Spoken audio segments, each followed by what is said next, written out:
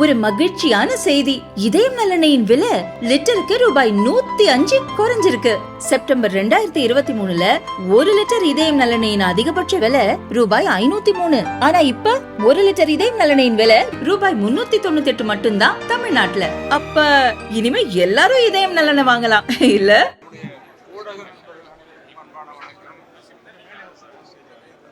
சட்டமன்றத்தில் கூட நீ சொன்னான் 2025 புத்தாண்டு தை பிறந்தால் வழி பிறந்தால் நல்ல ஆண்டு. ஊடக நண்பர்களுக்கும் தமிழ்நாட்டு மக்கள் அனைவருக்கும் புத்தாண்டு பொங்கல் வாழ்த்துக்களை தெரிவித்துக் கொள்கிறோம். பாட்டாளி மக்கள் கட்சி எல்லாருக்கும் எல்லாமும் கிடைக்கப்பெற்று நலமா வளமா வாழ வேண்டும் என்ற நல்ல ஆண்டாக அமைய வேண்டும் என்று மீண்டும் வாழ்த்து. பொதுவாக நீ தமிழ்நாட்டில் இருக்கிற பரவலான அரசியல் கட்சி, எல்லா சமுதாய அமைப்புகள், நிறைய சமுதாய அமைப்புகள் இருக்குது. எல்லாருமே சொல்றது சாதிவாரி மக்கள் தொகை கணக்கெடுப்பு நடத்தப்பட வேண்டும். இப்போ திமுக கூட்டணியில் இருக்கிற கட்சிகளும் சொல்றாங்க.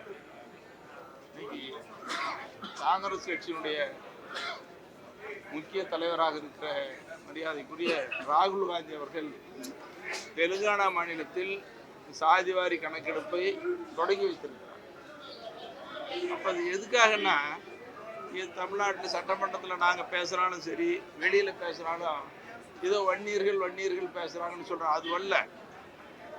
பொதுவாக சாதிவாரி மக்கள் தொகை கணக்கெடுப்பு என்பது எல்லா சாதியிலையும் இருக்கிற, எல்லா சமுதாயத்திலையும் இருக்கிற மக்கள் தலையை எண்ணுவது அல்ல. ஒவ்வொரு சமுதாயத்திலும் நலிவுற்றவர்கள், ஏழைகள் எவ்வளவு பேர் இருக்கிறார்கள், அவர்களை மேம்படுத்துவதற்கான புள்ளி விவர கணக்கு. இதை தமிழக அரசு, சமூக நீதியில் அக்கறை இருக்கிற அரசு இது எடுக்கணுமா வேண்டாமா? இதோட நம்ம தமிழ்நாட்டில் 69 விழுக்காடு இடஒதுக்கீடு. இன்னைக்கு பிற்படுத்தப்பட்டவர்களுக்கு 30, இஸ்லாமியர்களோட மிக பிற்படுத்தப்பட்டவர்களுக்கு 20, பட்டியலெடுத்தவர்களுக்கு 18, அருந்ததியரோட சேர்த்து பழங்குடியினருக்கு 1. ஆக 69 விழுக்காடு இடஒதுக்கீடு என்பது அரசியலமைப்பு சட்ட அட்டாணை பிரிவில் சேர்க்கப்பட்டு நிலைச்சிருக்கு. இதனுடைய வழக்கு உச்ச நீதிமன்றத்தில் இருக்கு. எப்போ வேணாலும் அந்த வழக்கு வரலாம். அப்போ அந்த வழக்கு வந்ததுன்னு சொன்னா 69 விழுக்காடு இடஒதுக்கீடு பறிபோயிடும், மிகப்பெரிய பாதிப்பு ஏற்படும். இப்போ தக்க வைத்துக் கொள்வதற்கு கணக்கு தேவையா இல்லையா? இதை பாட்டாளி மக்கள் கட்சி நாங்கள் தொடர்ந்து வலியுறுத்துறோம். இது ஒரு பக்கம் இருந்தாலும் கூட மத்திய அரசு தான் எடுக்கணும், தட்டி கழிக்க வேண்டிய அவசியம் இல்லை.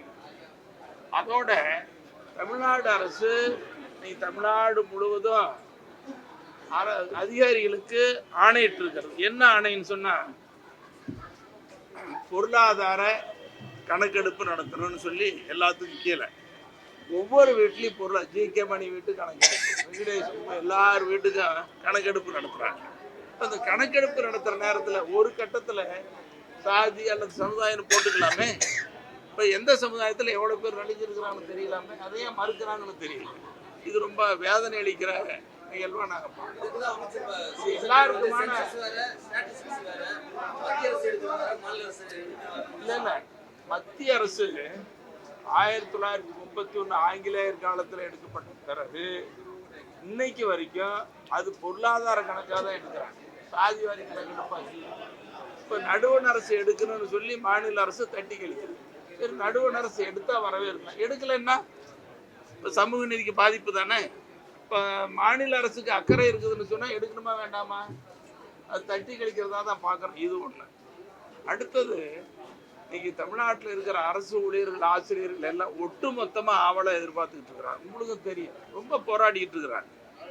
இந்த போராட்டத்தில் இப்போ புதிய ஓய்வூதிய திட்டம் கூடாது, பழைய ஓய்வூதிய திட்டம் வேணுங்கிறது தான். இதை தொடர்ந்து அதிகாரிகள் போராடிட்டு இருக்கிறாங்க. அரசு ஊழியர்கள், ஆசிரியர்கள் அவங்க ஆட்சிக்கு ஆதரவு கொடுத்தாங்க, தேர்தல் நேரத்தில் ஆதரவு கொடுத்தாங்க, இன்னைக்கு ஆதரவு கொடுக்குறாங்க. அப்போ அதை நிறைவேற்றுமா வேண்டாமா? அரசு நிறைவேற்றுறன்னு சொன்னாங்க, தேர்தல் வாக்குறுதியில் சொன்னாங்க. அதுக்கு பிறகு இப்பவும் பேசப்பட்டது. இது சில மாநிலங்களில் நிறைவேற்றப்பட்டிருக்கிறது. அப்போ தமிழ்நாடு அரசு நிறைவேற்ற வேண்டும் என்று இந்த நேரத்தில் வலியுறுத்தி கேட்டுக்கொள்கிறேன். அதோட நாளைக்கு ஒரு சட்டம், இன்னைக்கு சட்டம் முன்னோடியோ அறிவுப்படுத்தியிருக்கிறாங்க, வரப்போகுது. அதில் நாங்கள் நாளைக்கு கருத்து சொல்லான்னு எங்கள் பாட்டாளி மக்கள் கட்சியின் சார்பில் கருத்து சொல்லப்பட்டிருக்கிறது. 27 மாவட்டங்களில் ஊரக உள்ளாட்சி அமைப்புகளுக்கு 5 ஆண்டு காலம் பதவி முடிஞ்சிருக்கு. 5/1/2025 முடிஞ்சிருச்சு. அதுக்கு தனி அலுவலர்கள் போட்டிருக்காங்க. இது கூடாது என்பதுதான். ஏன் கூடாதுன்னா, இப்ப தேதி முடிஞ்ச உடனே தேர்தல் நடத்தி இருக்கணும். அப்படி தேர்தல் நடத்தலாலும் கூட உடனடியாக தேர்தல் நடத்தப்பட வேண்டும். ஊரக உள்ளாட்சி அமைப்புகளுக்கு பதவிக்காலம் முடிந்த 28 மாவட்டங்களில் உடனடியாக தேர்தல் நடத்தப்பட வேண்டும். காலம் தாழ்த்தக்கூடாது.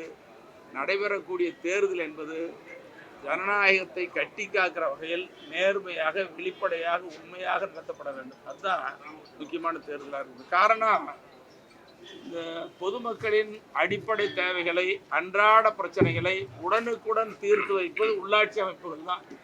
உள்ளாட்சி அமைப்புகளில் மக்கள் பிரதிநிதிகள் இல்லைன்னு சொன்னால் நிர்வாகம் சரியாக இருக்காது, மக்கள் கோரிக்கை நிறைவேற்றப்படாது. அதனால தான் உடனடியாக தேர்தல் நடத்த வேண்டும் என்று உங்கள் சார்பாகவும் அரசை வலியுறுத்துகிறேன்.